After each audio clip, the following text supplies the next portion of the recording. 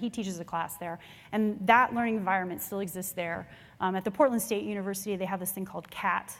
They invite students in. They have to come in on a Friday night, actually, for like 3 or 4 months or something like that, every week, to learn about the systems, to get trained up.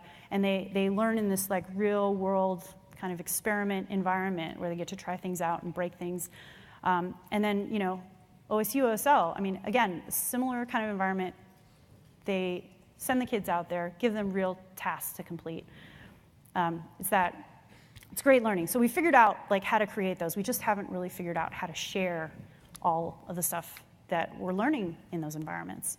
So anyway, I really think that we needed to start thinking about this in terms of good and bad teaching and not this separation between the education world and our training world. And this is how I think we come together. We got our knowledge and skills, this base of knowledge and skills that's in common across the board, right? Like whether you're at the university or in your job, there's a core set of knowledge and skills that I think that we all kind of know. We haven't necessarily all agreed on what those are, but deep down, I think we do mostly agree.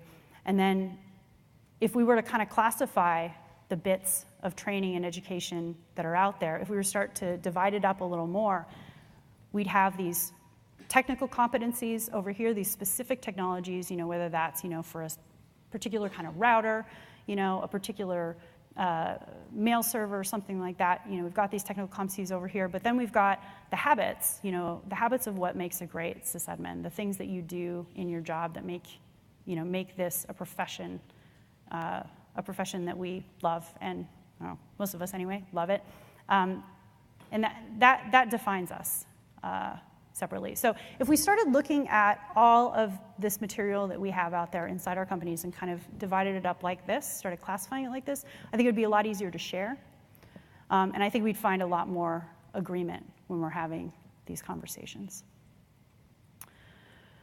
So I think that's the foundation of creating some great reusable lessons about what we're all doing for a living. And I've got, colleagues, professors that are doing this already. Got a great friend who I'm always looking for Postgres, because I work in the Postgres community. I'm always looking for professors who use Postgres in their classroom.